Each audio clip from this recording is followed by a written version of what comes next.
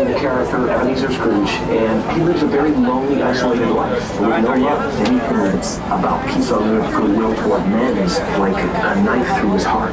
I play him from about 7 to 65, 70, and I play the three spirits negotiating Christmas past, present, future. That's the amazing part about it. You can never age, so I'll be okay from now on.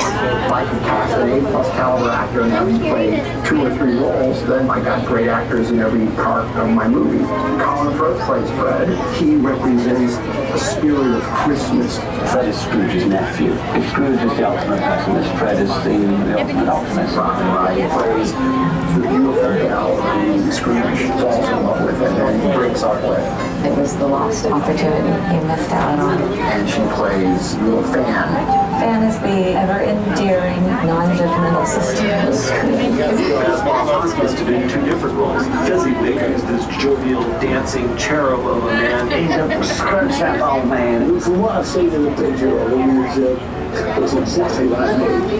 Marley Cratchit and Tiny Tim are played by Gary Oldman. Bob Cratchit is a hard-working guy just trying to provide for his family. Scrooge's late partner, Jacob Lowry, is the only one capable of shocking Scrooge into seeing the error of his ways. He comes back and moans and says, "You don't have to go the way that I did." I think Tiny Tim is really the emotional part of the story. These characters really resonate with people. The characters in the story are characters that are bigger than life. The spirits, the way they were written, the travels through space and time, you were able to do that with this modern technology. It's finally take the novel the way Dickens wrote it and realize it as a movie in a way that's never been done before. No problem. I've been lost without you.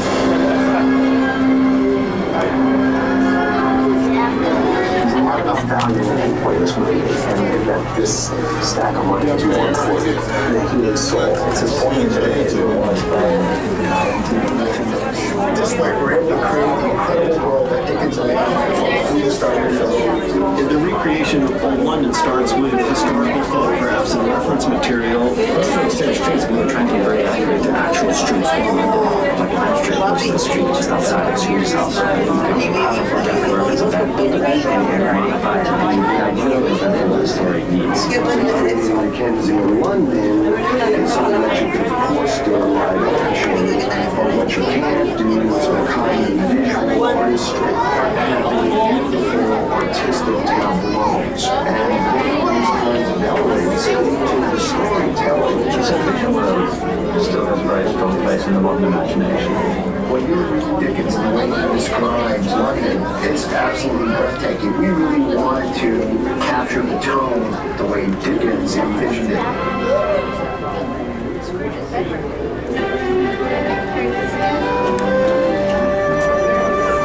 This is the classical version of Dickens' Christmas Carol. So much of the magic of Christmas Carol comes from the world that Dickens created. Getting that right was some of the most important parts of making this movie.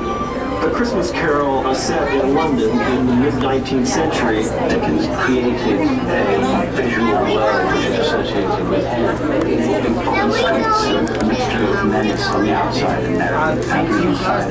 He loved to portray all levels of society, the study of London, and to think about the things they smelled, the things they saw.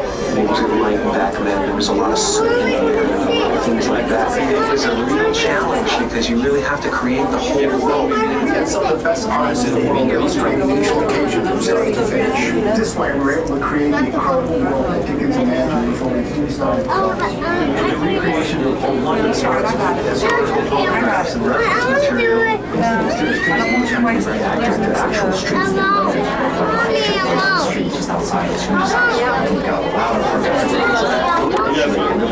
to be the ideal version for what the story needs. Recreating Mackenzie in London is something that you could, of course, do in live action, but what you can't do is the kind of visual artistry, having beautiful artistic tableaus, and bringing these kinds of elements into the storytelling. So the visual world still has a very strong place in the modern imagination. When you read Dickens and the way he describes London, it's absolutely breathtaking. We really wanted to capture the tone the way Dickens envisioned it.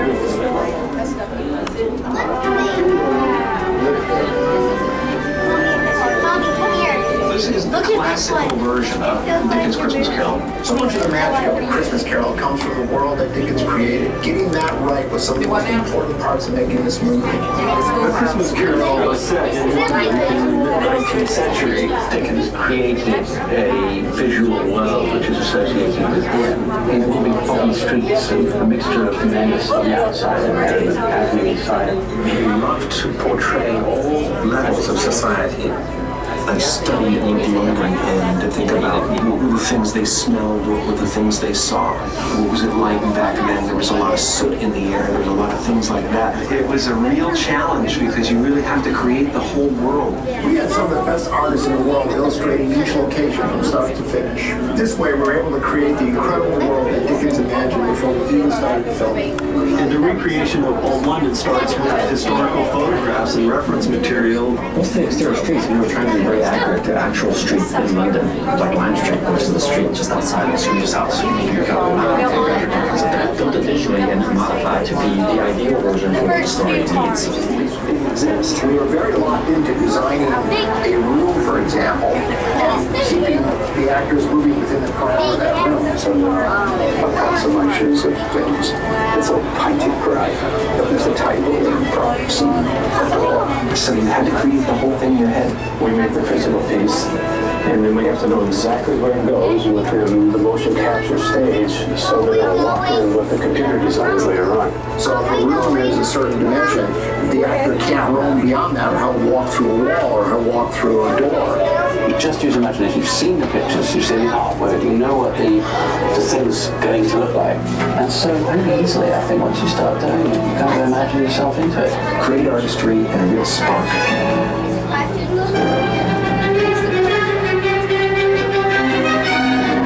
It's such great storytelling, so much fun. I mean, the detail and articulation and the miniatures, the artist's renderings. I try to consider all of that to make it real for myself.